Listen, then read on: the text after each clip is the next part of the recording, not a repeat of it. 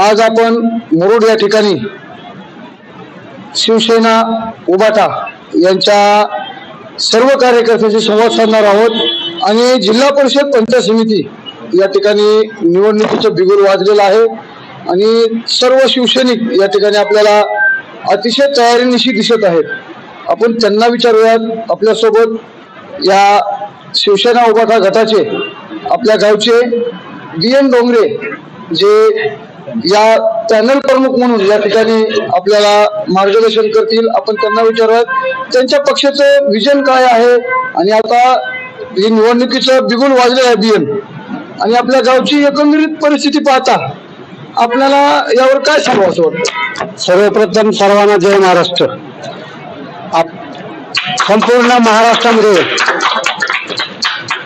संपूर्ण महाराष्ट्रामध्ये आज जिल्हा परिषद पंचायत समिती निवडणुकीचा वारा वाहत आहे.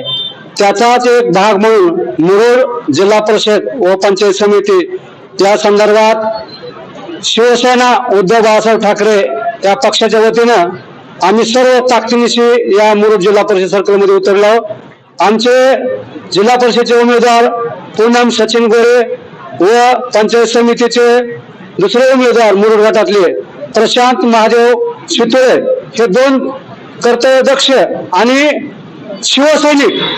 आम्ही उमेदवारी आमच्या शिवसैनिकाला दिलेली आहे. कुठल्याही बाहेरल्या धनधान्याला उमेदवारी न देता ज्यांनी पक्षात कार्य केलं, ज्यांनी पक्षाची धुरा वाहिली अशा लोकांनाच आम्ही उमेदवारी दिली आहेत. आमचे उमेदवार निर्मळ आणि स्वच्छ आणि चारित्र्य संपन्न असे उमेदवार आहेत आणि याचाच एक भाग म्हणून सर्व जनता आमच्या पाठीशी उभे राहिल्याशिवाय राहणार नाही. कारण आमचे उमेदवार गरीब असतील पण होतकरू काम करणारे आणि गोरगरिबाच्या मध्ये धावून जाणार आहे. कारण शिवसेनेची बांधणीच ही 80% समाजकारण आणि 20% राजकारणाचा भाग आहे. कारण प्रत्येक कार्यकर्ता आमचा शिवसेनेचा आहे. निवडणूक आली काय नाही काय प्रत्येक क्षेत्रात ज्यावेळी कुणाला गरज पडेल त्यावेळी सर्वप्रथम धावून जाणारा म्हणजे शिवसैनिक आहे. कुठल्याही अडचणीच्या टायमाला कुणाच्या संकट काळाला आणि अन्यायाविरुद्ध वाचा फोडणारा म्हणजे शिवसैनिक आहे. एक गळ्यासमोर ठेवून आम्ही आमच्या पुढे कोण उभा आहे, कसा उभा आहे, काय करणार, किती धनधान्य आहे, काय करणार याची न विचार करता आम्ही आमच्या प्रयत्नावर आणि आमच्या शिवसैनिकाच्या बळावर प्रत्येकाच्या घरामध्ये जाऊन आमची भूमिका स्पष्ट करणार आहोत आणि येत्या जिल्हा परिषदेमध्ये या मुरुड जिल्हा परिषदेत एक नवीन इतिहास घडून एक भगवा झेंडा फडकवून आम्ही राहणार नाही ही आहे आपल्याला सांगतो. त्याचबरोबर BN आपण जर एकंदरीतच या पूर्ण मुरुडचा इतिहास पाहिला असेल किंवा या अगोदरही जिल्हा परिषद पंचायत समितीत जे काही उमेदवार निवडून आले असतील किंवा आता जरी उभा टाकले असतील, निधीचा अभाव असेल किंवा निधी कुठपर्यंत आपल्या मुरुडकरांना त्याचा फायदा झालेला आहे किंवा आपले उमेदवार आता आपण उभा केले आहेत यांच्या मार्फत मुरुडकरांना या निधीचा किंवा जे जिल्हा परिषद पंचायत समिती याची जी निधी येत असतो ज्याचा काही मुरुडकरांना एक लाभ मिळावा आणि आताची आपण परिस्थिती पाहिली असेल एकंदरीतच सगळी परिस्थिती पाहता एक गावातली विकास कामाचा सध्या अजेंडा असा एवढा मोठा इथं पसरलेला आहे. काही समाज रक्षकांनी काही संघटनांनी या निवडणुकीवर बहिष्कार टाकावा असंही बोललेलं आहे. एकंदरीतच काय सांगाल? सर्वप्रथम ह्या जिल्हा परिषद निवडणुका जवळपास 8 वर्षांनी होत आहेत. कारण 1917 मध्ये 2017 जी निवडणूक झाली त्यानंतर प्रशासनानं 5 वर्षाहून 4 वर्ष प्रशासन केलेलं आहे. त्यामुळे सर्व कारभार हा शासकीय कर्मचाऱ्यामार्फत चाललेला आहे. त्यामुळे निधीचा अभाव झालाच आहे. कारण तिथं कोण विचारायला नव्हतं. परंतु जिल्हा परिषद पंचायत समिती म्हणजे मिनी मंत्रालय असते आणि ज्या काही योजना असतात गाव लेवल गाव पातळीवर असेल, कृषी असेल, शेती असेल, घरकुल असेल, तुमचं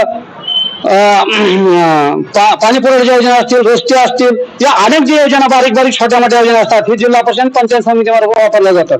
परंतु यामध्ये सक्षम जोपर्यंत उमेदवार असल्याशिवाय त्या भागातील त्या जिल्हा परिषद सर्कलमध्ये त्या भागामध्ये निधी येऊ शकत नाही. त्यासाठी सत्ताधारी असो किंवा विरोधी असो तो सारखा भांडणारा उमेदवार तिथे गेला पाहिजे. कारण त्याची जाण असलेली पाहिजे, तो हुशार असला पाहिजे.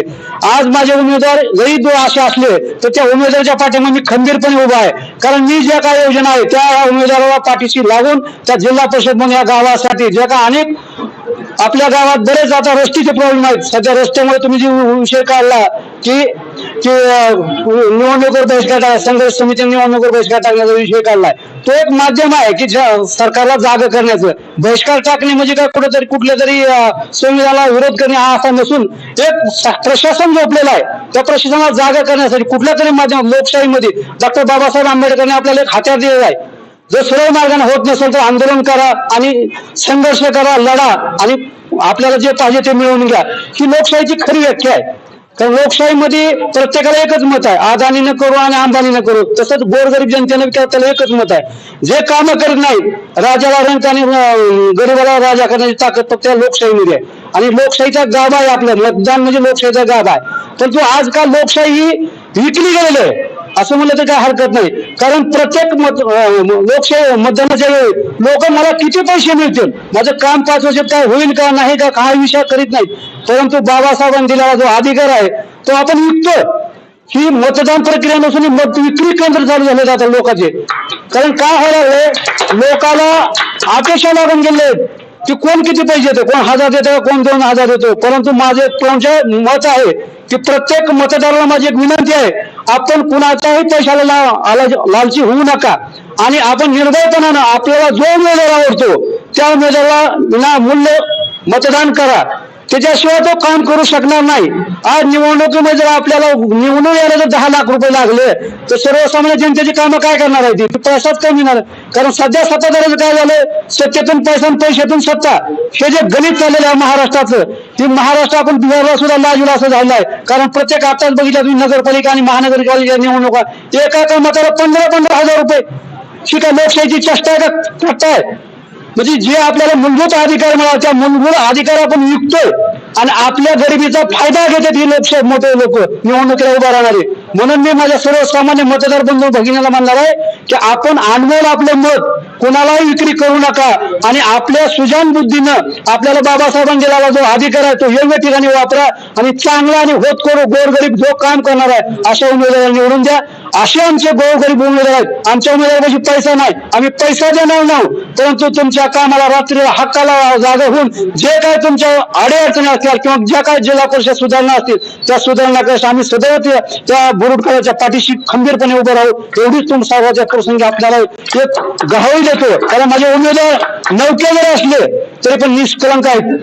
सर्वसामान्य माणसाची जाण असणार आहेत, गरीब कुटुंबातले आहेत, त्यांना परिस्थितीची जाण आहे. सोन्याचा चमचा घेऊन जन्मलेले नाहीत किंवा कुणाच्या मोठ्या बलाढ्य शक्तीने सांगितलं ह्याला उमेदवार द्या म्हणून असे नाहीत. सर्वसामान्य कष्ट करणारे माझे शिवसैनिक भगवा झेंडा घेऊन हिंडलेले माझे उमेदवार आहेत. त्यामुळे मी सर्वांना परत विनंती करतो मुरुड मधल्या सर्व जनतेला, माझ्या मुरुड परिसरातल्या सर्व मतदार माता भगिनींना की माझ्या उमेदवाराला आपण प्रचंड मताने विजयी करावं आणि आपल्या ज्या काय आशाकांक्षा त्या पुढे करण्यासाठी उमेदवाराच्या वतीनं मी स्वतः बाळासाहेब डोंगरे आपल्याला गवाही देतो की कुठल्याही कामाची तडजोड होणार नाही. आपले सर्व काम मी ह्या उमेदवारामार्फत करून घेईन. एवढीच आपल्याला अपेक्षा व्यक्त करतो आणि थांबतो. जय हिंद, जय महाराष्ट्र. बघा या ठिकाणी अतिशय तळमळीनं श्री देवेंद्र डोंगरे यांनी आपलं मत व्यक्त केलेलं आहे. आणखी जसं जसं हा टप्पा पुढे जाईल तसं तसं आपण सर्वच पक्षांचे या ठिकाणी विचार घेणार आहोत आणि यांच्याही विचारात आपण त्यांना येणाऱ्या काळात आणखीनही मुरुडचं विजन विचारणार आहोत.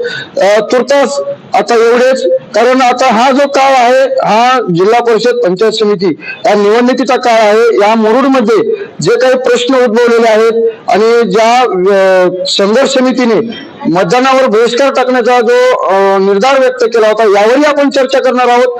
नंतर आपण भेटूया. तर तुर्तास एवढेच. या संपूर्ण न्यूज साठी मी न्यूज रिपोर्टर अनिल तेज नगरी न्यूज, कॅमेरामॅन मोहम्मद पिंजारी सोबत मुरुड. धन्यवाद.